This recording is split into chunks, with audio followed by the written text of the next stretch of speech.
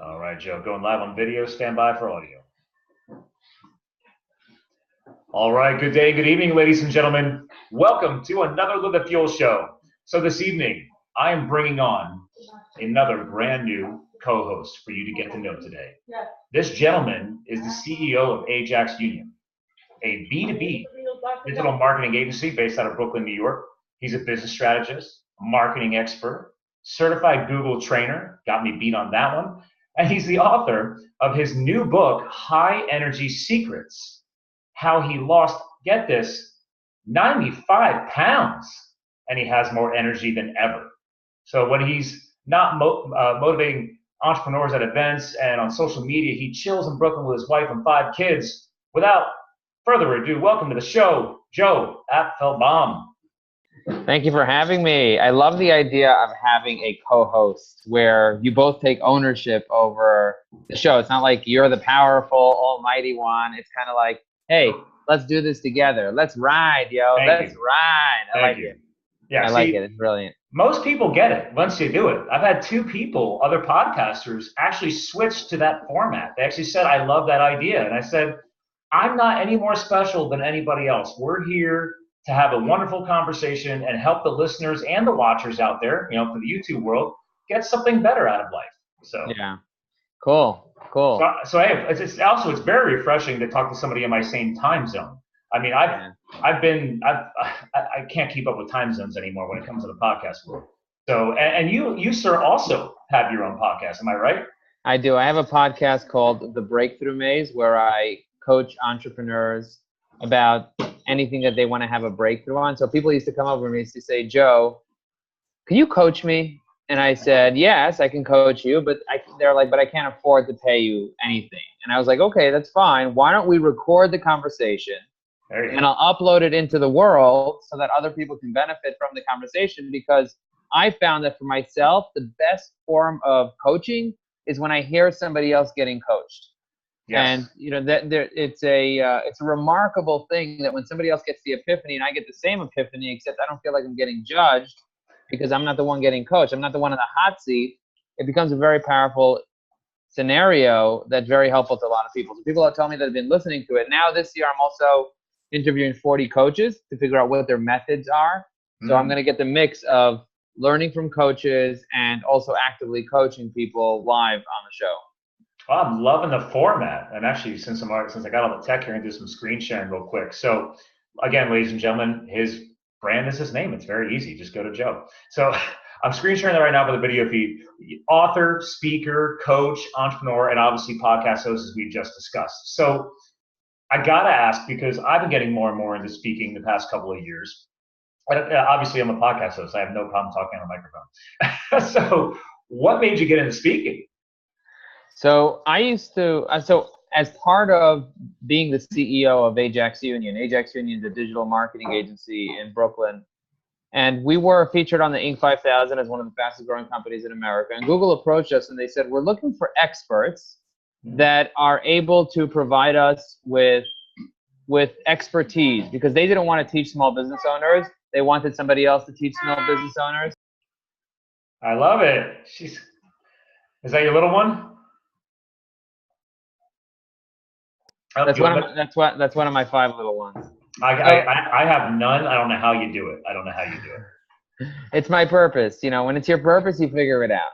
Yeah. So what happened was Google approached me and they said, you know, we're looking for somebody who can teach small business owners, and we want to do this in a few different areas. We want to try out this new initiative called the Certified Google Trainer. I said, I'm up for anything. If you put me in front of business owners, it's a great business opportunity for me to try to service them and to give them marketing services. Like, great, that's amazing. We need more experts to be managing people's PPC accounts because they don't know what they're doing. They end up wasting money and they say they get burned.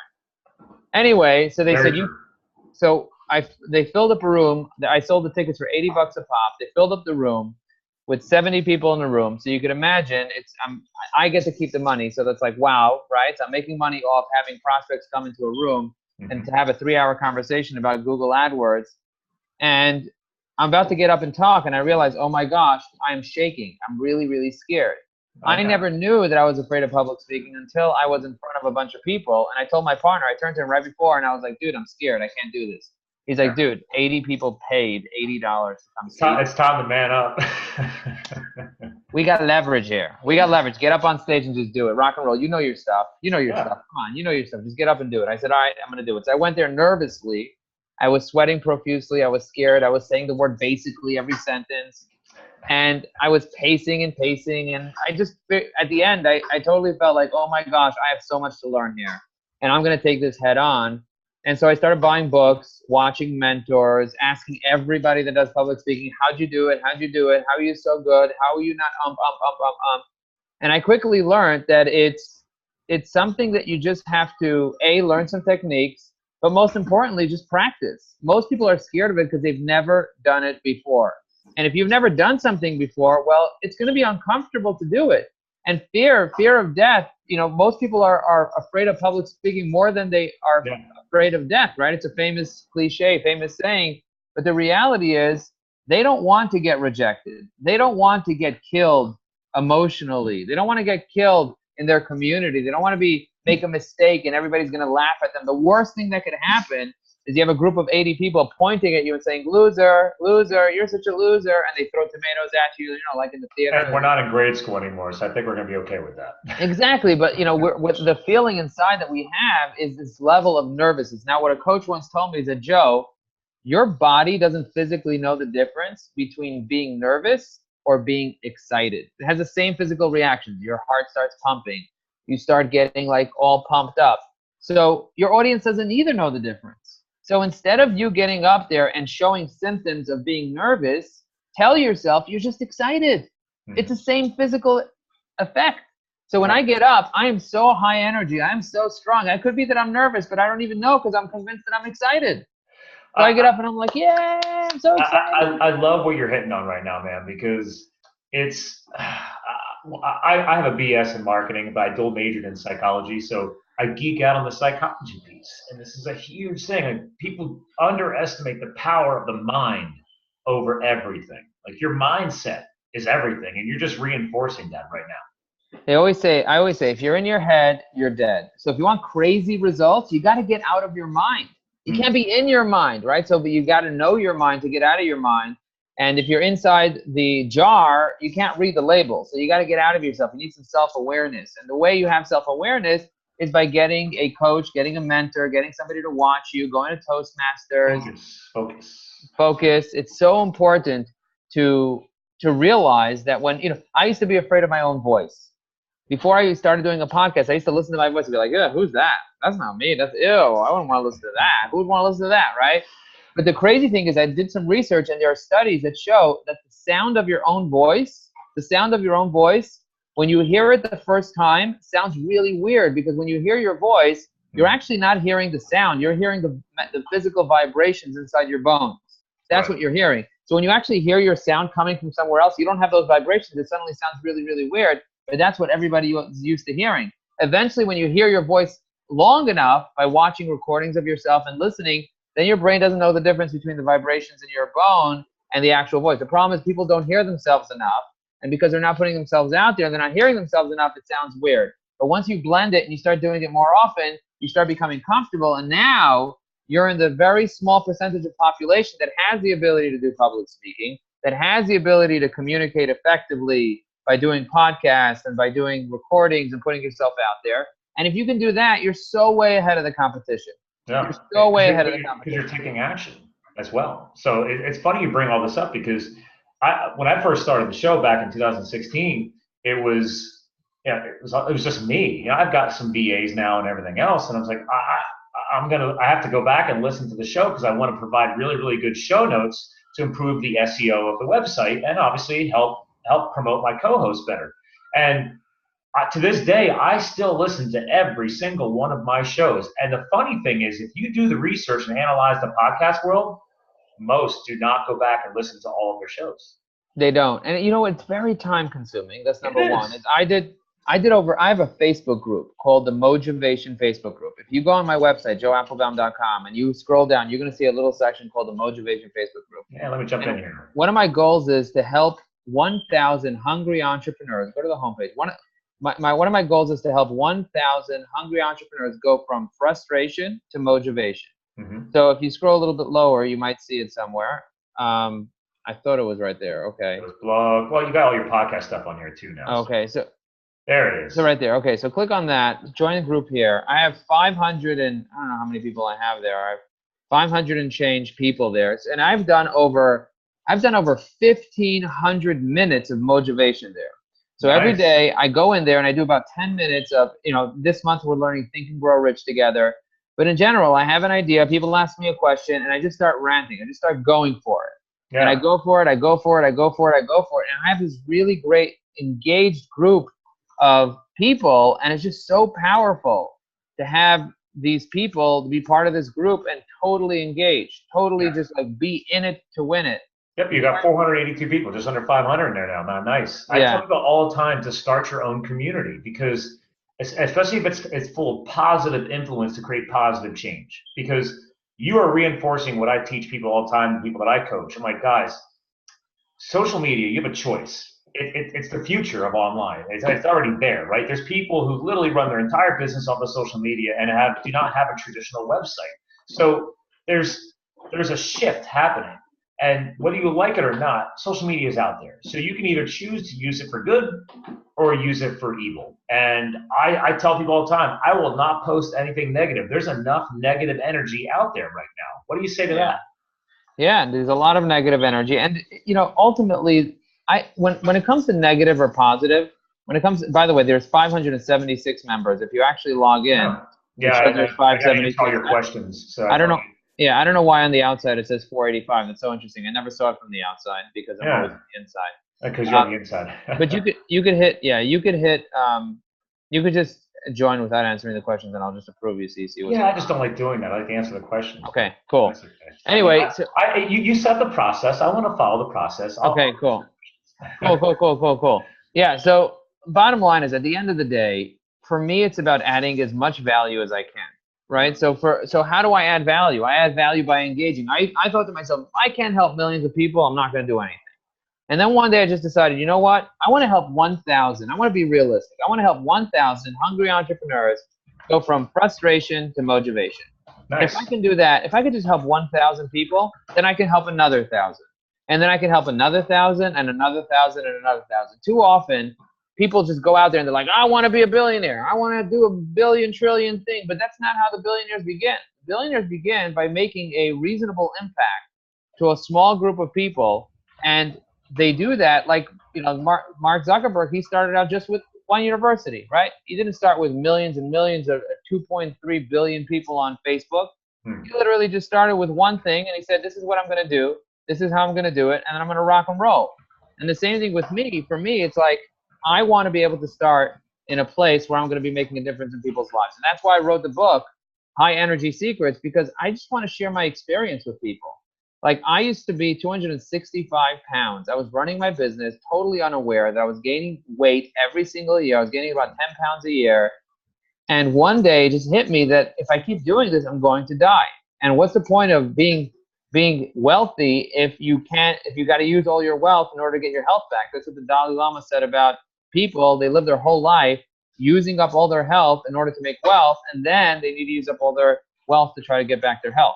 I knew you and I were going to have some fun today. So obviously a 95-pound backstory behind what you're going with right here, but I use this all the time. I tell people, guys, like, granted, I'm not a multi-billionaire yet. So the point here is that if you have millions and billions of dollars and you're stuck in a hospital bed, what the hell's the point?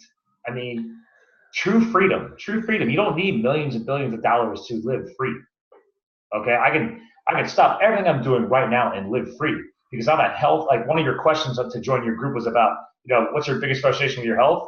I said none, because I'm a ridiculous adrenaline junkie. I do all kinds of sports. I love my life. I'm a crazy, like, you and I will connect. You'll see my lifestyle. It's stupid. So, my only frustrations, which I answered your questions, are obviously in the business world. I'm always looking to grow. I'm very, I think, back to the health piece, right? A lot of us are very hard on ourselves, right? Allowing the change to happen, put in the reps, as you hinted at, right? Start putting in the reps, make the changes. So I figured you'd appreciate that. So. No, totally. Putting in the reps is really the key. There's something called product goals and there's something called process goals. And too often people just set up product goals. They want an outcome. They want an outcome and they're so hung up on their outcome that they forget that the outcome is not where things happen. Your P&L at the end of the day, at the end of the month, at the end of the quarter, at the end of the year is not where change happens in your business. Change happens in your business by how many calls you made, or how many networking events you went to, or how many emails you sent out, or how many people you helped, how many referrals you got. Like, what are the things that you can do? What is your responsibility? People are so stuck on their weight, and weight is a big deal, right? Weight is heavy. But at the end of the day, looking at your weight every day will hold you accountable, but it's not going to make you responsible for the activities that you need to do, like drinking enough water, or like moving enough, or like avoiding certain foods that turn into fat in your body and don't allow your body to actually burn fat. Your body has two different sources of fuel. It could either burn fat or it could burn carbs. And people don't know this, and that's why I wrote it in the book, because I personally didn't know this. I was a pretty smart guy. I was reading a lot of stuff, and I knew a lot about the diets, especially the yo-yo diet. Have you heard of the yo-yo diet? Where you're moving up and moving down? You're talking to somebody who's been in the health and fitness space for a long time, so yeah. You see people, they lose 100 pounds. They get a band around their stomach. I said, you don't need a rubber band around your stomach. You know where you need a rubber band? Around your freaking head. Yeah. That's where you need a rubber band. Put a rubber band around your head and realize that if you stop eating, you're going to stop gaining weight. Fasting is not a terrible thing. There's hormones that your body produces that when you fast, it actually heals you. But people are afraid that if they go 5 minutes without a cookie, they're going to die. Well, first of all, stop eating the freaking cookie, because what you're referring to is there's two hormones that are constantly at battle with each other. These are nicknamed your hunger hormones. It's leptin and ghrelin. Those are most affected by sugars and grains.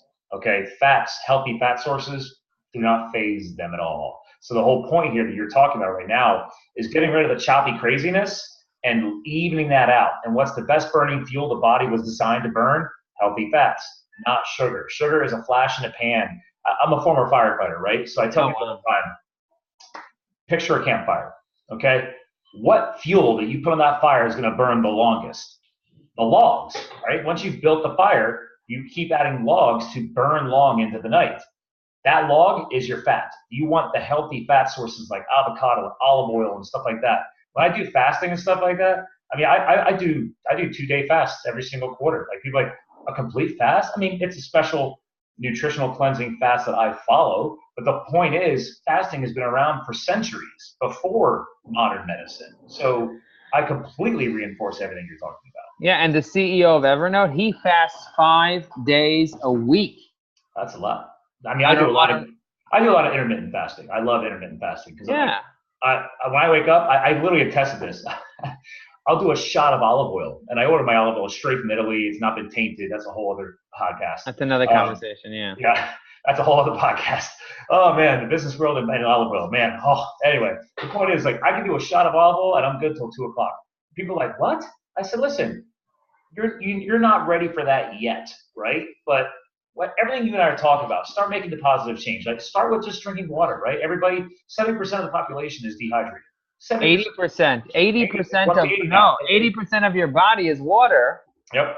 And it's proven, science has proven that a 5% drop in hydration is a 30% drop in energy. You know what that means? Yeah. That means that if your body's 80% water and you don't drink water for 3 hours, you're gonna have a 30% drop in energy. Mm-hmm. Every 3 hours that goes by, and then you wonder, oh my God, I'm so tired, I need another coffee. No, you don't need coffee. You need water. Every time you breathe, every time you exhale, guess what you lose? Yeah. People don't know that your exhale breath has actual water vapor in it. Yeah, and to prove it, go outside in the winter when it's cold and breathe. And look, you'll be able to see your water leaving your body. Yep. Oh yeah, I'm a huge skier. I can reinforce everything you're saying.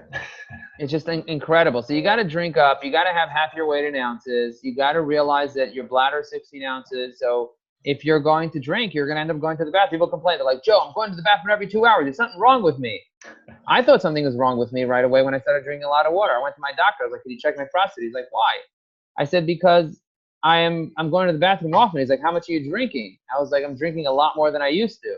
Mm-hmm. He's like, you're going to go to the bathroom because whatever comes in goes out. I mean, that's what happens. That's, one in one ear, out the other ear. Yeah. Well,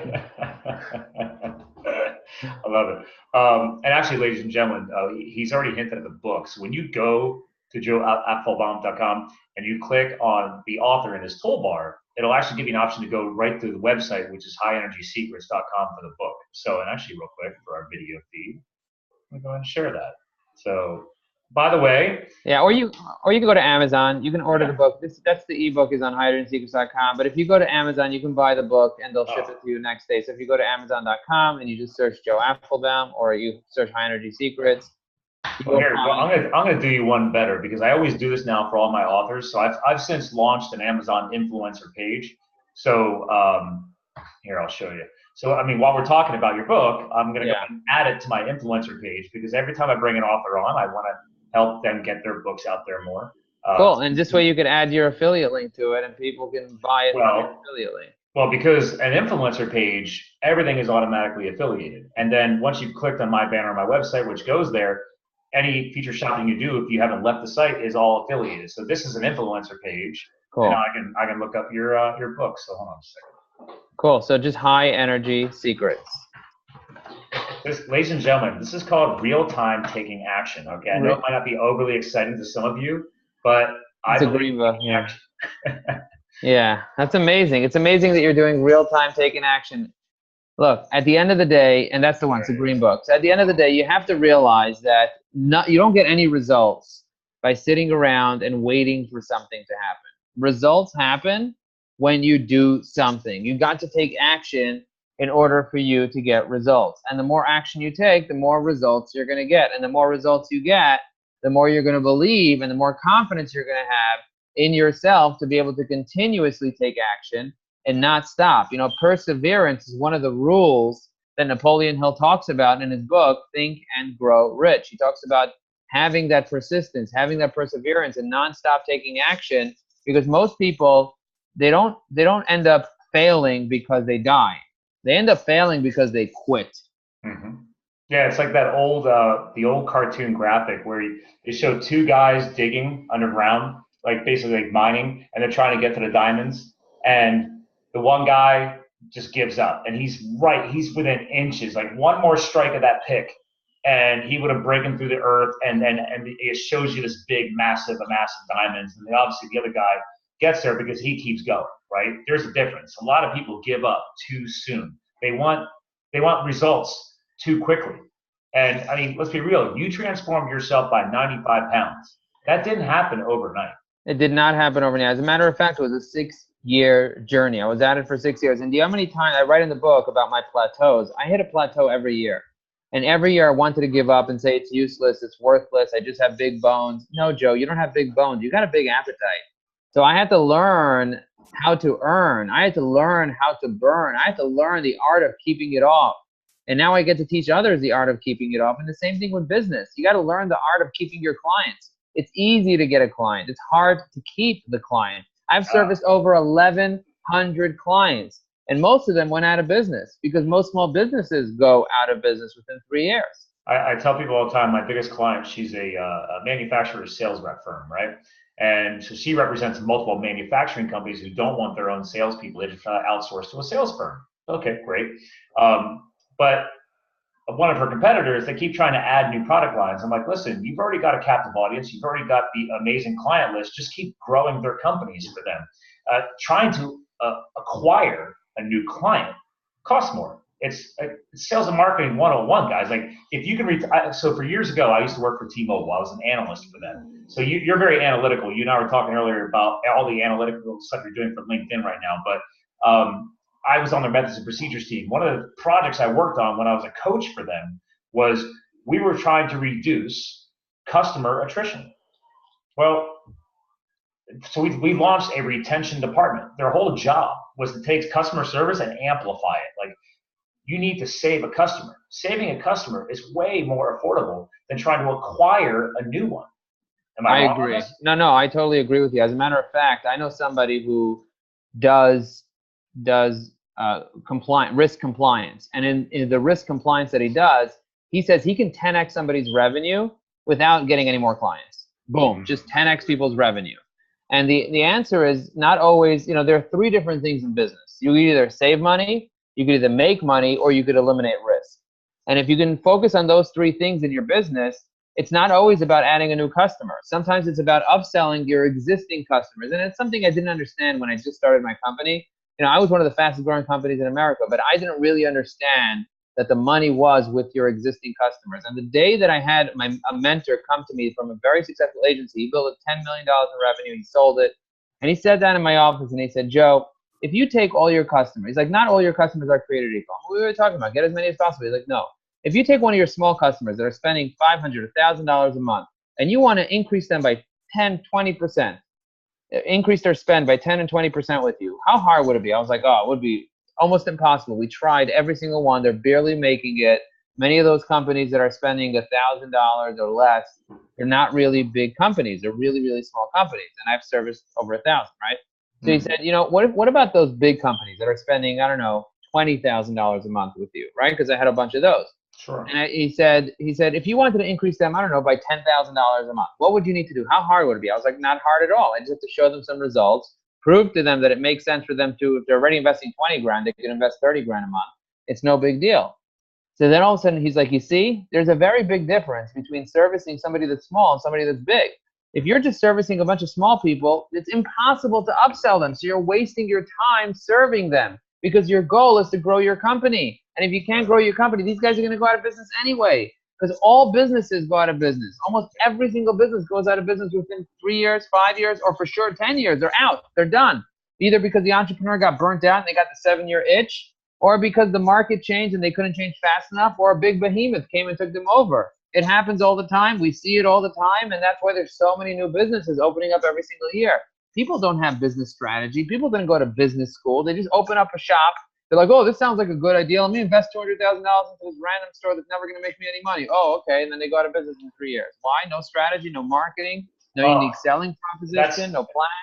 That's everything I do. Like, people are like, what do you do? Like, I focus on strategy and execution, because I can't tell you how many people, they just slap a brand up online and they never took the time to identify their target audience. They're trying everything you just said, right? Focusing on all these small businesses. But what is your target audience? Are you just slapping a whole lot of manure up on the wall? I mean, they're spraying and praying. Yeah, spraying and praying. There you go, right? So it's like, guys, like, if you truly want to thrive and grow, who are you trying to thrive and grow with, right?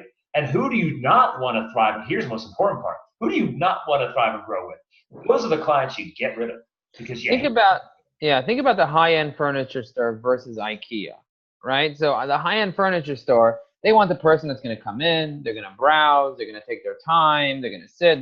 IKEA, they want to send you to the end of the world, and they want you just to keep walking. Keep walking for the next month. Keep walking, because to get to the checkout counter, you got to be fit to get to IKEA, to get to the checkout counter. You got to walk around and around and around and around and around. And by the time you get your stuff, you got to schlep the stuff yourself, go to the warehouse, pick and pack it yourself, push it through, push it all the way to your car. And by the time you get home and you build it, you're already old. You're already too old to use the furniture. And the furniture is already broken by the time you build it. So you might as well build it outside so the garbage truck can take it. Mm-hmm. That's IKEA's value proposition. And then so that's why they bought TaskRabbit, because the TaskRabbit will come and do it for you. Look, at the end of the day, it's really understanding who your customer is going to be the difference between making and breaking your business, because you can't service everybody. You can, but that's the easy way to go out of business, by being the lowest cost provider. Mm-hmm. That's not sustainable, because a bigger company can always charge less and lose more money than you. Well, look what happens. Look what happens to the manufacturers, these companies that take their product and they think getting into Walmart's like the dream. And I'm like, no, it's not. I do not support that business model at all. I mean, they're going to just unleash their weight upon you and nickel and dime your company to death. It's not. I personally, that's my personal opinion on that. I don't really support the Walmart. I look, at the end of the day, do you want to build a brand for yourself that you can always have, or do you just want to ride a trend? Some people want to ride a trend. Look, you want to ride a trend, do the Amazon thing. Good point. Do the Walmart thing. Maybe even buy their stock. I'd recommend buying Amazon over Walmart, but don't take my word for it.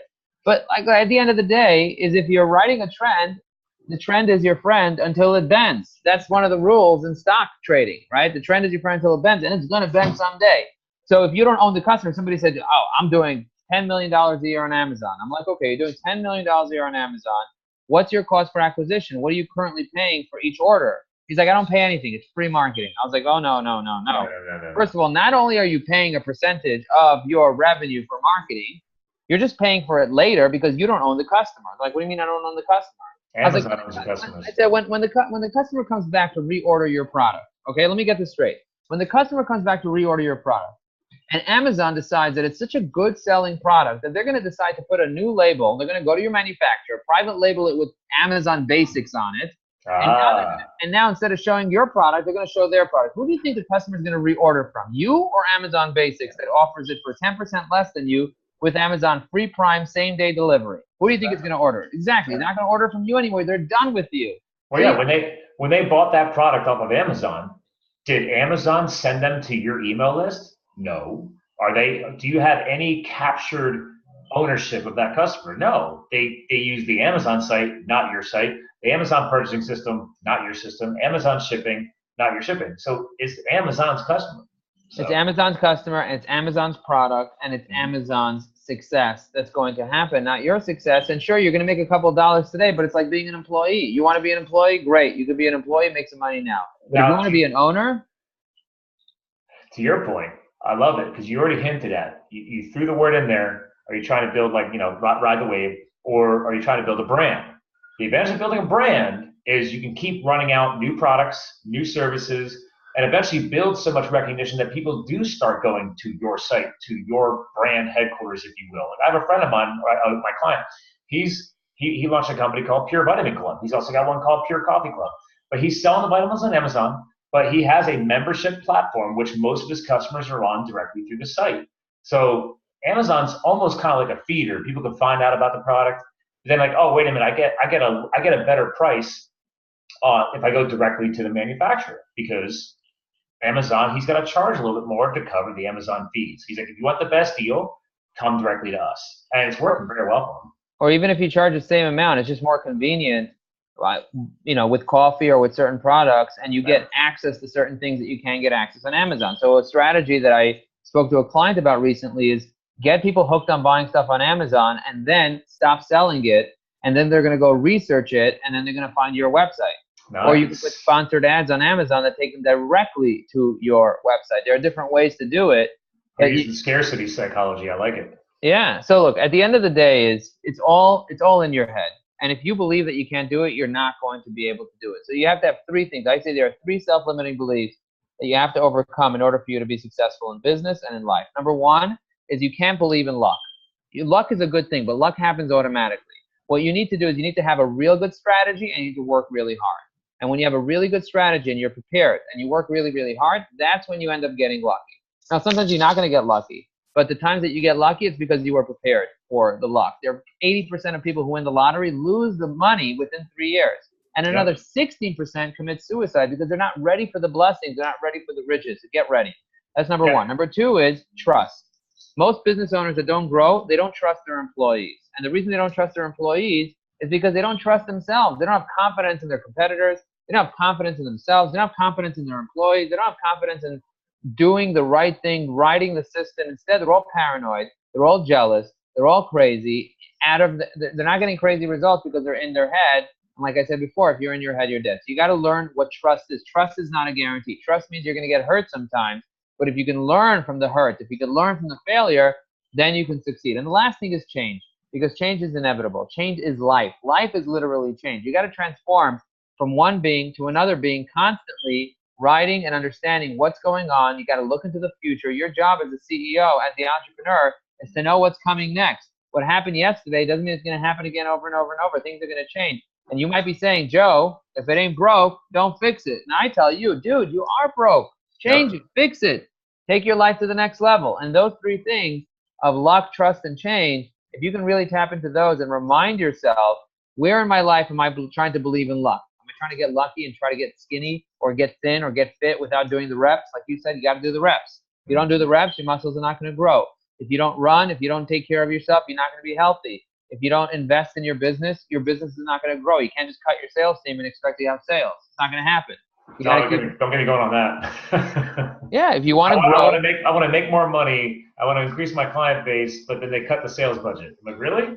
That's the dumbest thing you can do. When business is down, you double down on marketing. You don't cut out the marketing because they're like, oh, I can't cut down the other stuff. No, cut down all the other fat, all the garbage you don't need. Cut all the employees that are not producing revenue for you. You need revenue generating activities. You got to think about RGA, revenue generating activities. If you're not doing that, if everybody's not in it to win it, you got to cut the fat and restart, and you got to change, and you got to figure out what you need to do in order for you to succeed, because ultimately your competitors are going to swallow you up because they're doing that. They are doing that. You know, when it comes to LinkedIn, we launched a LinkedIn prospecting plan. And in the beginning, it was pretty tough. Now, did you launch that through Ajax? Or? We launched it through Ajax Union. We have a LinkedIn prospecting plan. And it just, like LinkedIn is the new SEO. Like what SEO used to be, if you go to ajaxunion.com, if you slash LinkedIn prospecting, you can even watch a video there that really breaks down the whole plan, slash LinkedIn prospecting. And you know, ultimately, LinkedIn is kind of like the new search engine optimization for B2B businesses. It used to be you go to Google and you update your title tag and your meta description and a couple of other things. Now you're number one on Google. Well, when it comes to prospecting, when it comes to looking for prospects, the number one place where your prospects are right now is on LinkedIn. There's 500 million people on LinkedIn. And if you're not on LinkedIn, you're majorly missing out. What you want to do is you want to get onto LinkedIn. And you want to try to find out where your prospects are, connect with them with a very specific strategy, then get on the phone with them. I literally earlier today, I'm not kidding you, I just had my client, like, listen, you need to update your company page. You haven't touched it since you launched it on LinkedIn how many years ago? She launched another project with another firm. It's a joint brand. Like, you got to launch another company page for that, for brand recognition. I was like, I go back. I've been on LinkedIn since it was founded. And the first thing I learned about SEO was thanks to LinkedIn, because I didn't exist. My name did not exist online. And within a day, if you Google, well, I don't know if I was using Google back then, whatever. If you use a search engine, you typed in Scott Mulvaney, within the first 5 results, from the beginning, the first result was LinkedIn. It's so keyword heavy. That platform has always been that way. So I love the fact you're reinforcing that. And when Microsoft bought LinkedIn for $26 billion, what they did was they removed the necessity for you to actually know people to connect with them. Now you can literally connect with anybody. You can send anybody a connection request. So if you have a good strategy, like you said earlier, you need to have your target market clear, because there's a limit to how many connections you can have on LinkedIn. There's actually a limit. You can only have up to 30,000 connections on LinkedIn. You'd be like, what do you mean 30,000? I only have 7. Yeah. Okay, that's because you're not working on your LinkedIn. Most CEOs, the average CEO has 930 connections. The problem is they don't know about 50% of them. So they're connected to a bunch of people they don't know. They randomly accepted. They have no plan, no strategy, and they're not consistently adding the right people to their LinkedIn, and as a result, they're missing out on major opportunities. I literally just got a guy contact me that is spending $400,000 a month on Google AdWords, and he desperately needs us to build out a funnel for them. And he said, Joe, if it wasn't for LinkedIn, I never would have seen you. Yeah, see, there you go. And see, that stuff cracks me up, because that's the other thing. The new strategy, like, you can now request to connect with people. It doesn't mean I'm going to accept you, ladies and gentlemen, because one of the other features is if you click on the little menu option, when you go to connect with me, there's an option to personalize the invite. And don't use the pre-programmed invite, whatever scripts that LinkedIn gives you, because I know what all of them are. So that's just something I'm a huge networking supporter. I love growing the network, growing the audience. I do it a lot in the podcasting world. And I tell people all the time, like, guys, like, take a couple of seconds to personalize an invite. If you expect somebody to open up their network like me, you better at least to try to do that. I mean, if you're using the robotic scripts, I'm not going to listen. Well, so if you send out 50, we're sending out 50 to 100 new connection requests for our clients through their target market. And what we found is if you just hit connect without doing anything, you only get about a 10 to 15% connection rate, acceptance rate, 10 to 15%. If you actually customize the message with something meaningful, with the person's name, with something that you saw on their profile or whatever it is, it goes up to north of 30% acceptance. So you double your results. Now, in some industries, it may not make sense to double your results. If you're going for quantity over quality, you may just want to be okay with the 10 to 15% and just, knock it out. You got to be careful, because if you have more than 1,500 pending invitations on LinkedIn, what they do is they ban you from asking more people. So what we do is we add about 1,000 to 1,200 to be safe, and then we start withdrawing the ones that haven't accepted. So there's a method to the madness, because we're doing it for so many people. There's actually a method to the madness. And when you nurture people, so the first thing is identify who you want to target. The second thing is reach out to them strategically. And the third thing is nurture them before you ask them to get on the phone. You want to first ask them a question. You want to just see if they're even engaging. Because if they're not engaging with you, then don't try to sell them anything. Then you want to try to engage them through email and say, hey, I sent you a message on LinkedIn. Do you check it? Yeah. And that's it. And leave it at that. And if they don't even respond to email or to LinkedIn, then you can pick up the phone and call them. And you say, hey, I sent you an email. I sent you a LinkedIn. I just want to make sure that you're actually getting those messages. Are you getting them? And they'll be like, whoa, I didn't even know. What is LinkedIn? What platform do you use? Facebook. Boom. Now you know where your prospect is using Facebook. You connect with them on Facebook, and now you had a phone conversation. So when you call them back the next time, you're no longer a stranger. Yep. So there are methods to getting through to people. If you don't need to get through to 1 billion people, instead you want to get through to, let's say, 500, 1,000 people over the next 3 months.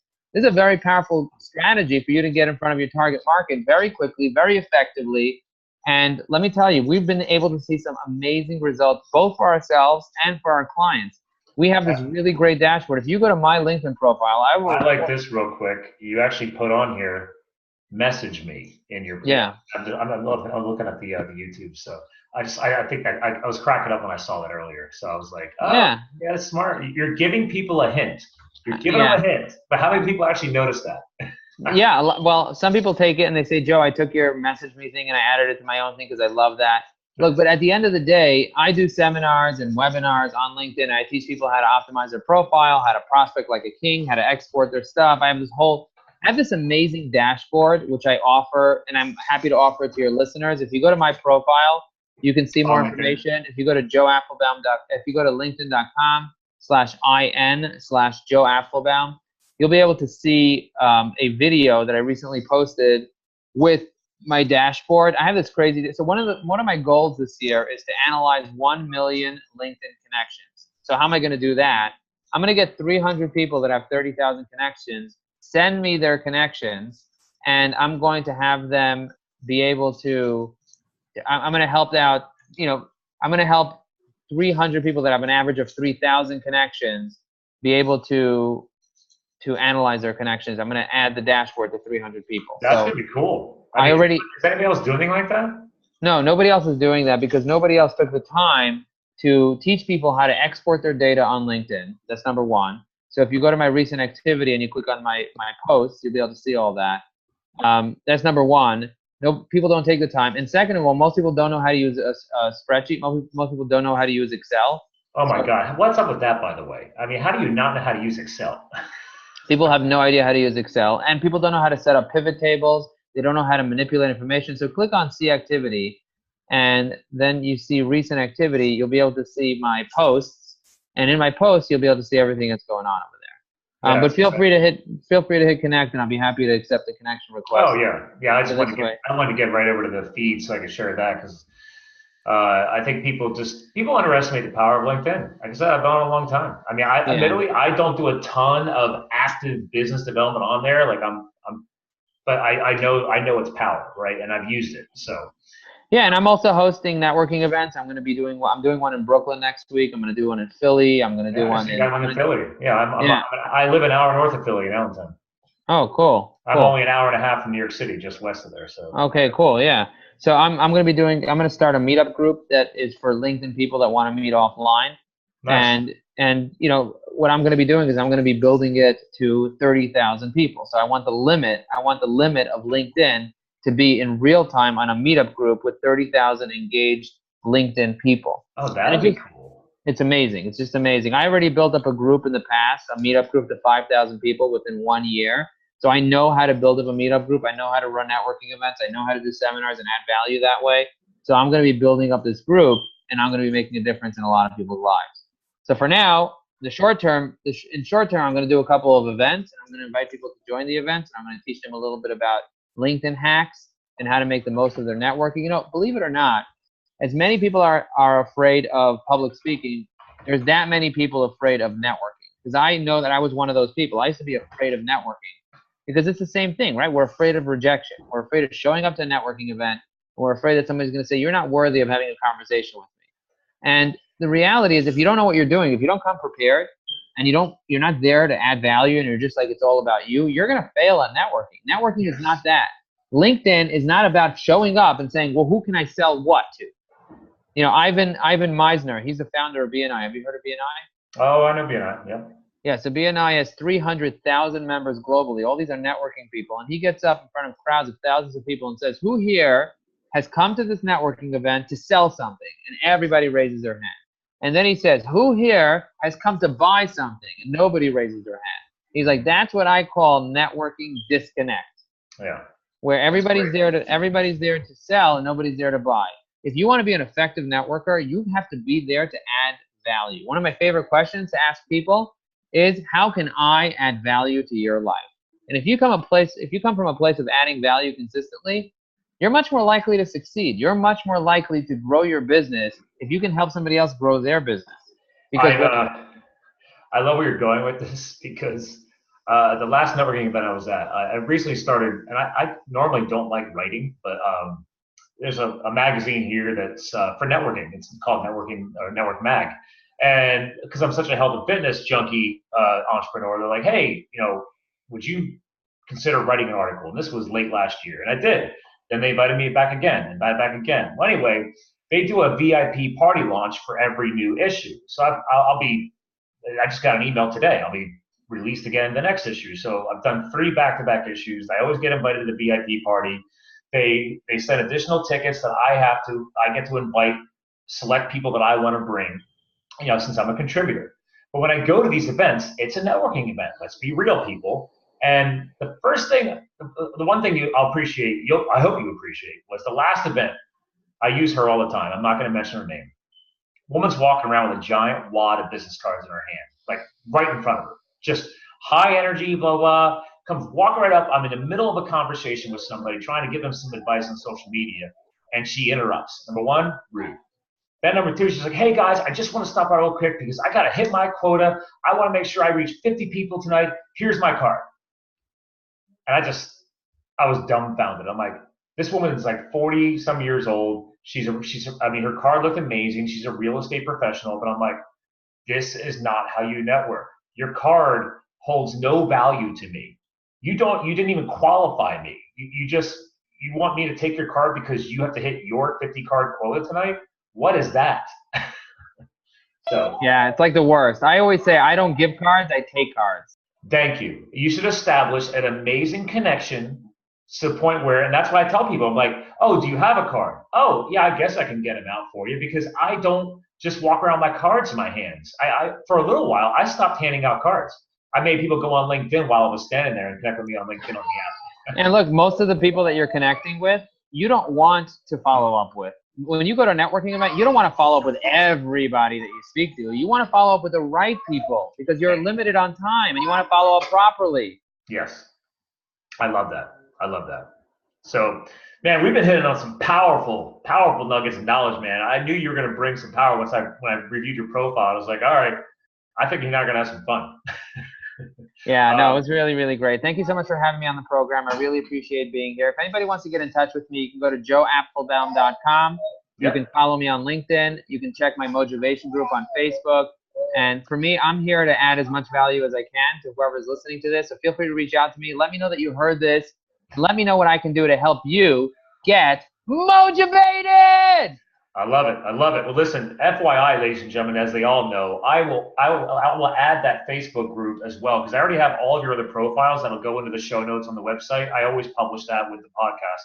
So everybody gets that. You get the links, the Facebook group will be included. But I will need one more thing from you. I close out the show with the co-host closing out the show. And this is just a chance for you to leave behind some final words. I mean, you've already dropped some serious bombs today. So is there, and this is not obviously an opportunity to sell or market, right? We've already done that.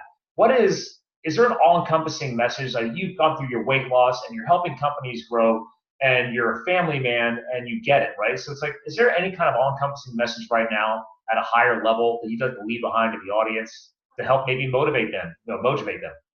So there's one thing that I used to say all the time is, I know that already. I'm looking for that new idea. I'm looking for that thing I've never heard before. And one of the things that I want to leave you with is that if you find yourself hearing a message and saying, I know that already, I want you to ask yourself, I know that already, but am I doing it?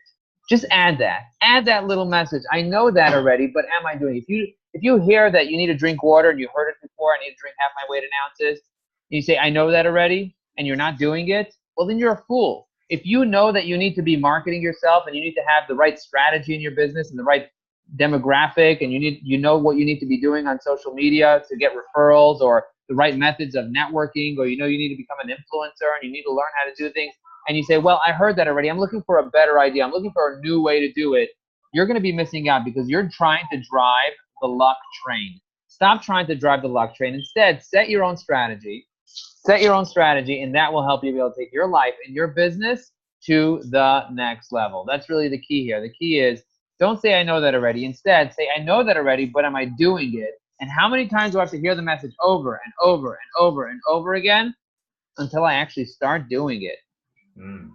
That's powerful. I love it. See, I knew you'd be able to close out strong. Well, hang tight. I want to give you a public goodbye off the air.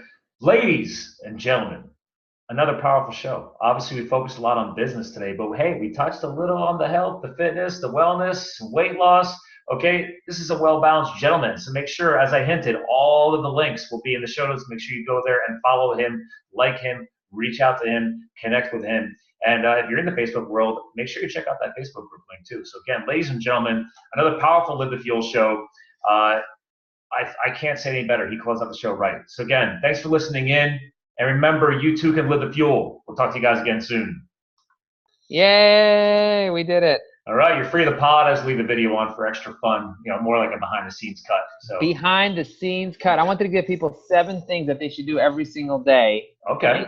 It's in my book, but I'm going to be very brief, and I'll say, number 1, measure. Every single day you got to measure. I measure my weight every day. I measure how much water I drink. I measure my bank account. I measure my goals. Every day measure. That's number 1. Number 2 is water, because if you're not hydrated, you ain't going to be motivated. So think about your health. Start with water. Number 3 is gratitude, because if you can't be grateful and angry at the same time, and if you're not focusing on gratitude, you're probably focusing on yourself, or you're focusing on your expectations instead of focus on your appreciation. Then is learning. You want to be able to learn every single day. You want to be able to communicate every single day. You want to be able to grow and contribute every single day. And the last thing, number 7, is be present. Be present. If you want to give yourself a gift, give yourself the gift of presence. I love that. Man, that's awesome. I love it. I mean, couldn't ask for a better way to close that out.